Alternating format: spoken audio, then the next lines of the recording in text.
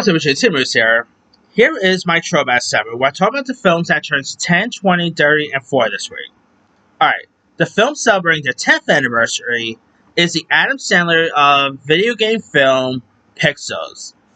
Of course, which revolves around an alien race of video who pretty much feeds of classic arcade games. And you've got the President of the United States, played by Kevin James. Assembles a team of former arcade champions, obviously played by Adam Sandler and Josh Gad, to lead the planet's defense here. And Pixels, of course, you have the likes of, they're being attacked by the likes of Pac-Man, Donkey Kong, and stuff. I really quite enjoy Pixels. Like, it didn't really get, the best love at the time, but I still had a fun time with it. I saw it, in theaters about 2 times back in the days.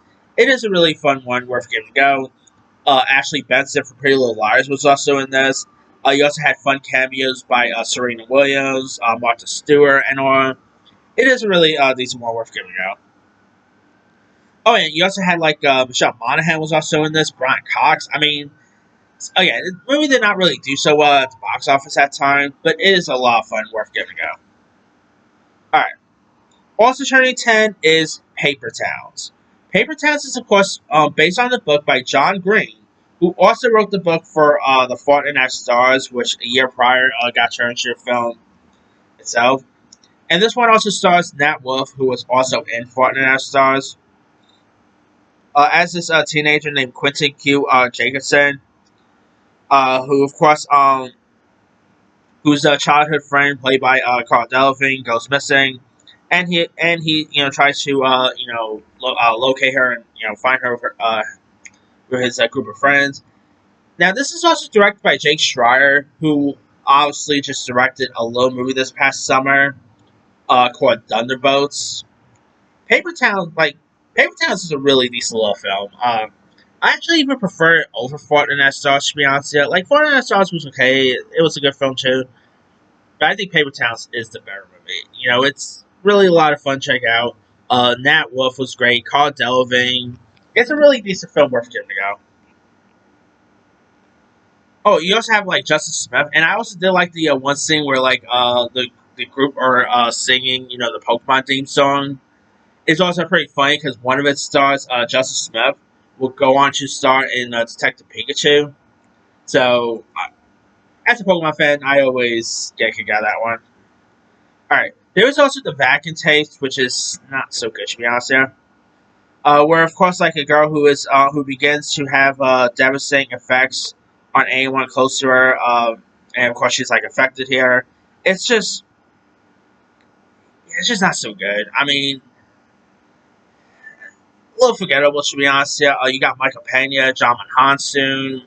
It's completely boring, very forgettable. I've probably only seen this once, and that was when it was released. Never really want to see it again. It's not a good one. Alright, also films turning 20 this week.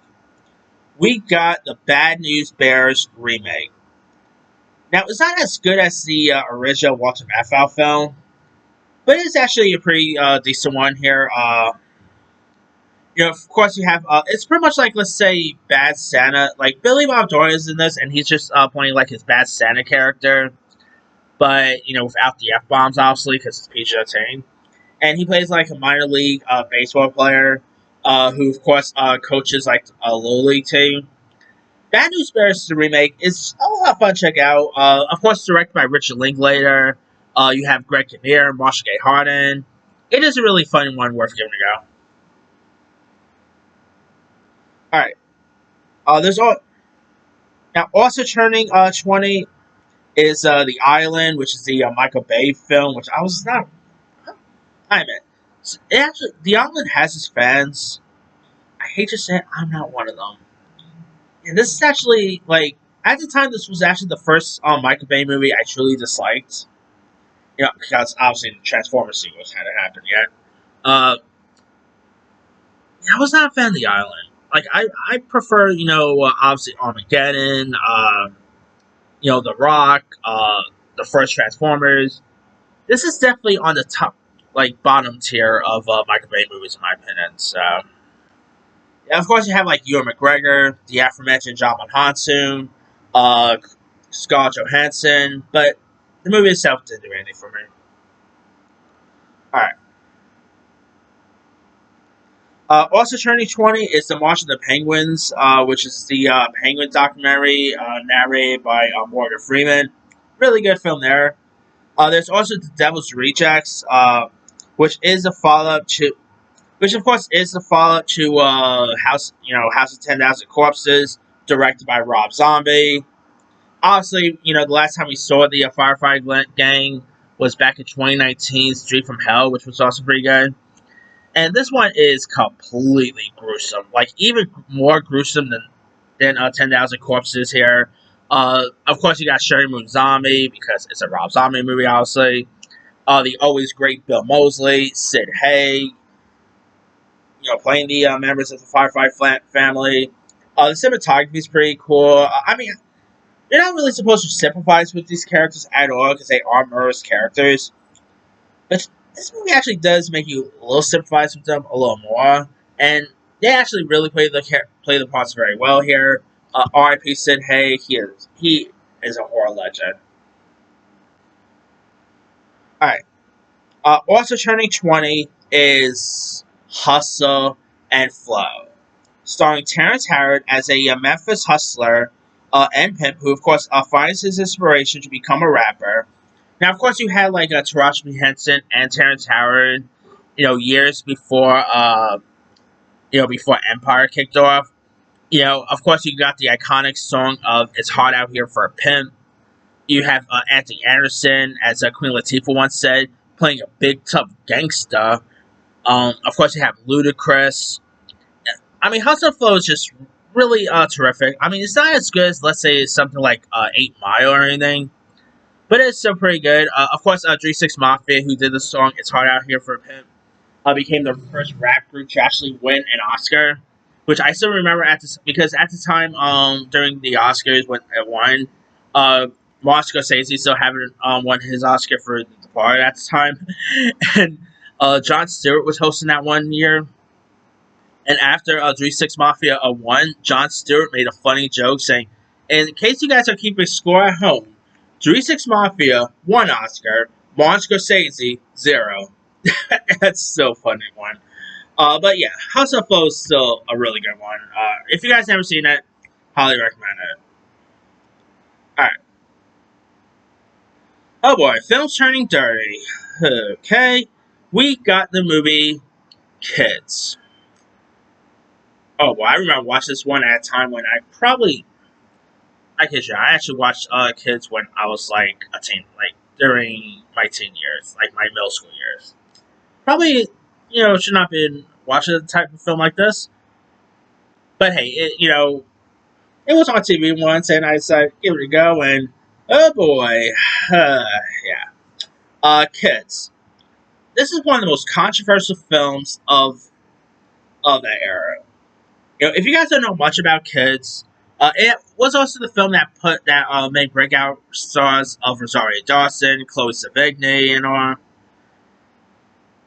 Okay. And it's about like these group of teenagers who in New York City, who are terrorized, who engage in like a couple of acts and stuff, as substance abuse over the course of a single day. The cinematography is great, by the way. I love how they captured the New York scenery. Kids is a really good film. I'm not gonna sugarcoat. It is actually a pretty good film. It's not really those type of movies you can watch over again. It is like one of the most controversial films of that year. They do stuff in this that I'm not really gonna repeat on here, but yeah, of course, it was written by Harmony Korine, who will go on to direct Spring Breakers. It was directed by Larry Clark, who's directed other stuff like Bully. He did Ken Park, Martha Girl. He is a very interesting filmmaker, very controversial filmmaker, that is. But his best film was probably Bully, though. If you guys never seen Bully, very hard to watch, really, but it is a really good film there. So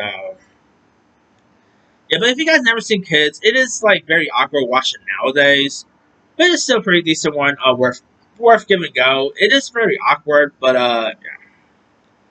All right. Also shining dirty, there's the Alan Rickman, Hugh Grant film, The Awfully Big Adventure, which is directed by Mike Newell, who directed Harry Potter and the Goblet of Fire, and it concerns a girl who joins a deer group troopy in Liverpool. Uh, and it's an okay one. I mean, of course, obviously you got Alan Rickman, who would go on to work with Mike Newell in Goblet of Fire. Hugh Grant was also in this. They were pretty good here. Of course, they will go on to star in Love Actually together too. So there's that. But it's an okay one. All right, film turning 40. We got the Black Cauldron. Now, Disney has been like doing tons of remakes nowadays. Like they've obviously just did Snow White, Lilo and Stitch.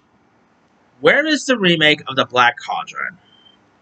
I mean, with the Black Cauldron, it could easily be in something in the vein of, let's say, Lord of the Rings. You know, I would love to see a live action Black Cauldron movie.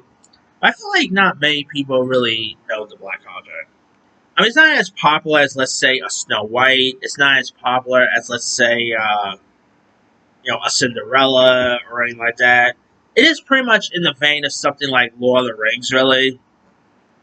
If you guys don't know much about the Black Cauldron, it is set in the mythical land during the Middle Ages, and it centers on a wicked emperor known as the Home King, who hopes to secure an ancient magical cauldron that will aid him his desire to conquer the world here. And the Black Cauldron is a pretty decent one. Definitely, it is very scary for the youngsters. Maybe that's why Disneyland doesn't really have. I could be mistaken. I haven't been to Disneyland at all, but I'm pretty sure the Disneyland does not have a Black Cauldron ride. Because Black Cauldron, they probably do. I gotta double check that. But the Black Cauldron is very scary for the youngsters. So I guess maybe that could be it. But still, the Black Cauldron is still a pretty good one. Definitely has like the Lord of the Rings feel to it, the Hobbit feel. It's a really good one if you guys haven't seen it. All right. There's also Pee Wee's Big Adventure. Of course, directed by Tim Burton. I think this was actually like Tim Burton's first film, if I'm not mistaken. This of course stars, it tells the story of Pee Wee's nationwide search for his own bicycle, and Pee Wee's Big Adventure is a terrific one. Paul Reubens does such a great job as Pee Wee Herman. Obviously, we will go on to get other Pee Wee movies since. But yeah, Big Adventure is really great. The obviously the iconic bicycle scene is great. I mean, a lot of stuff you love about Pee Wee's Big Adventure. It is a classic there. All right. Also turning 40 is National Lampoon's European Vacation. Of course, starring the likes of of Chevy Chase, Beverly D'Angelo. You even have like Eric Idle and all. This is the story of the Griswold family when they went on an expensive paid trip to Europe as a chaos of all sorts occurs. Now, I love the vacation movies, even the Ed Helms one. The Ed Helms one did not really get much love, but I really so highly enjoyed the Ed Helms one. If I have to say which is the worst out of the franchise I admit, it's probably European Vacation. I was never a fan of this one. Every time I go and rewatch the vacation movies, I just never really go back with European Vacation. I actually even prefer Vegas Vacation. Obviously, Christmas Vacation is a good one. The OG one, National Lampoon's Vacation. Yeah, this was definitely not one I really quite enjoyed. It wasn't really as funny as the other ones. Not as enjoyable. Yeah, that's just me. I mean, it probably has its fans, but I'm not one of them. Alright. Also turning, well, they had, not Sean Astin, John Astin, aka Gomez Adams from the original Adams family, so that was pretty cool to see at least. Alright. We also got, speaking of Gomez Adams here, we got Kiss of the Spider Woman, which stars Raul Julia, who, also played Gomez Adams in the Adams Family movie. So, pretty funny that that week had two movies coming out, both of which had a actor who played, obviously, that Addams Family movie with Robert Julia didn't come out at the time, but I I still find it funny that there was like two movies that day that included an actor who played Gomez Adams. So, but anyway, Kiss the Spider Woman is there is also a remake coming out this year with Jennifer Lopez that's getting some decent reviews. And you got the likes of William Hurt, who, if I'm not mistaken, actually won an Oscar for this. If I'm not mistaken, I could be wrong there. And you got Sona Braga, and it's set during the Brazilian prison during a military dictatorship, and centers on a dialogue between two very different cellmates. One is this hardened leftist revolutionary, and this gay man played by William Hurt. And it's a really decent one. I'm definitely looking forward to see the Jennifer Lopez one when that comes out. The original one is really decent to check out.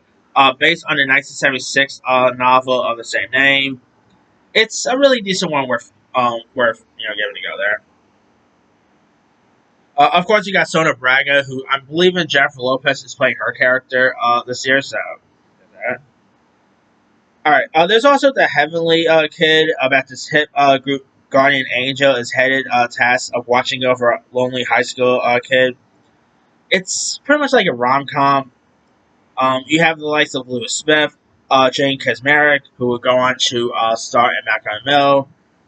This is not really like there's been some good movies like teen movies of the '80s. This is one that I don't really remember much about. So yeah, but yeah, that's pretty much it there.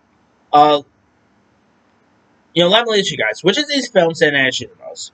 To me, the 10-year one is going to Pixels. I don't care what critics say, Pixels was awesome. The 20-year one is going to Hustle and Flow. The 30-year one is going to Kids. And the 40-year one is going to Pee Wee's Big Adventure. I should say Black Cauldron, but Pee Wee's Big Adventure holds up a little more there. Anyway, drop comments below. Don't forget to like, subscribe, hit that bell for notification. This is Simon Signer.